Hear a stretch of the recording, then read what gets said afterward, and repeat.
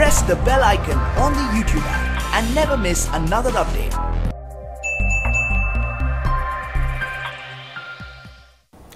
Hi, welcome once again to Diabetic Care India. I'm Dr. Satish Bhat and it feels great to be meeting all of you again. I hope you went through the previous episodes of this channel. It was regarding the types of diabetes and how best to perform fasting blood sugar, 2-hour PPBS and HbA1c tests, which are the three most frequently and commonly done tests to diagnose diabetes world over. In recent months, many of our viewers have come up with doubts about urine sugar testing.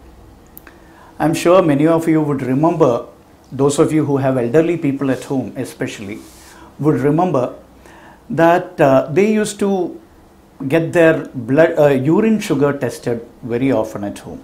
So they used to have these small plastic canisters with multicolored strips inside, and they would pee and dip this strip into the pee and it would change color, and then they would match the color with the various colors given on the canister and then decide how much of sugar they had, whether their sugar was controlled and whatnot.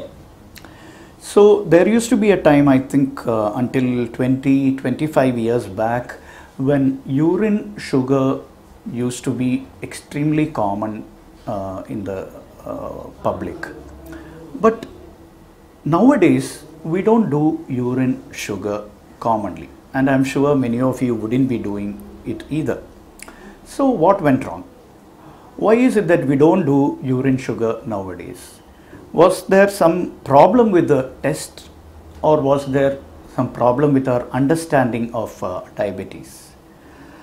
I think there was a problem with our understanding of diabetes, because of which we decided that urine sugar is not relevant anymore. So what changed? That brings us to the beauty of diabetes. Diabetes is an ever-changing subject. What we think today as the gospel truth might turn out to be false tomorrow. There is so much of research going on, an information explosion is going on, and we need to constantly update in order to stay relevant. So that is precisely what happened with the urine sugar story also. We used to believe that sugar would start appearing in the urine after, that is beyond a level which we called the renal threshold. So what exactly is this renal threshold? It's like the threshold to your house. So you cross the threshold and you enter the house. You cross it backwards, you exit the house. Something like that. So the same thing applies to the kidneys. So beyond a particular level of blood sugar, the sugar would start appearing in the urine. That was the premise on which the renal threshold, the concept of renal threshold was built. So what is this level? We believed that the level was 180 milligrams of blood sugar. In other words, once the blood sugar crosses this level of 180 milligrams %, then it would start appearing in the urine. Do you find something wrong in this belief? Does it ring a bell somewhere? Definitely it does. Now, what makes you think, or what makes all of us think, that 180 milligrams of blood sugar is applicable to each and every human being? Totally wrong. Some of us might start excreting glucose in our urines at far lesser blood sugar levels, won't we?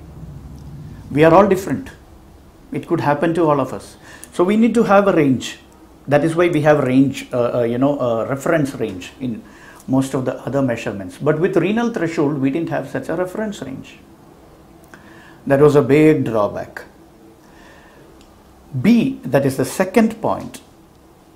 There can be people with very high blood sugars, means blood sugars exceeding 180 or even 200 or even 280 or 300 without having any urine sugar.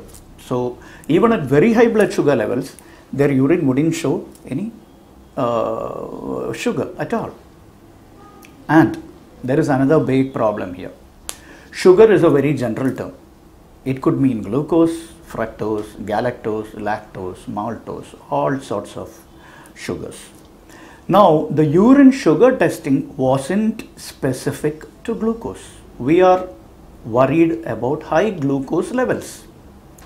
But the urine sugar testing wouldn't be specific to this. So that was a big drawback. And then there used to be a problem with these strips. These strips had to be, the strips would change color once they came in contact with the sugar present in the urine. And then you had to compare that color with the standard colors given on the canister.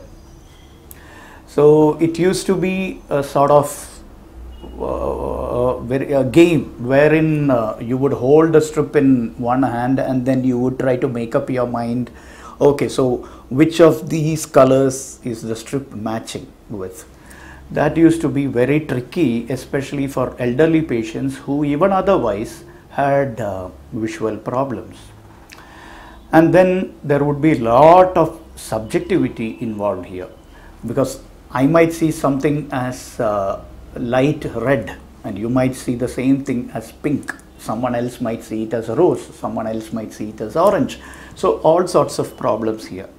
Interpretations would differ from person to person. So these were the reasons why we got rid of urine sugar tests. And one very important reason, in the meanwhile, the technology to measure blood glucose had evolved a lot. The technology had become really very sophisticated, more accurate and more socialistic, in the sense very cheap glucometers had started hitting the market. So nowadays you get glucometers for as cheap as 750 or 800 rupees. Yes, the strips are expensive, but definitely not expensive as they used to be. So strips are available for as little as 15 to 20 rupees per piece. So that is a very great thing. So if you can measure something that is far more accurate, namely the blood glucose levels, why would we depend on something like urine glucose or urine sugar? It was not urine glucose, it was urine sugars actually. So and then HbA1c came. Once HbA1c came, that became a gold standard, sort of gold standard in the treatment, the diagnosis, both in the diagnosis as well as treatment of diabetes. So gradually urine sugar testing faded into oblivion. Nowadays we routinely do not perform urine sugar tests. Yes, there are people, there are patients who even to this day perform them, but I think it's going to become difficult in the days to come because these strips aren't available as freely as they used to. So it's high time we consigned it to the dustbin of history and moved over to newer technology based on better understanding of diabetes and its pathophysiology. I hope I have made my point clear and that you are all convinced why we don't want to use urine sugar testing anymore. Thanks a lot for watching. Thank you very much. Press the bell icon on the YouTube app and never miss another update.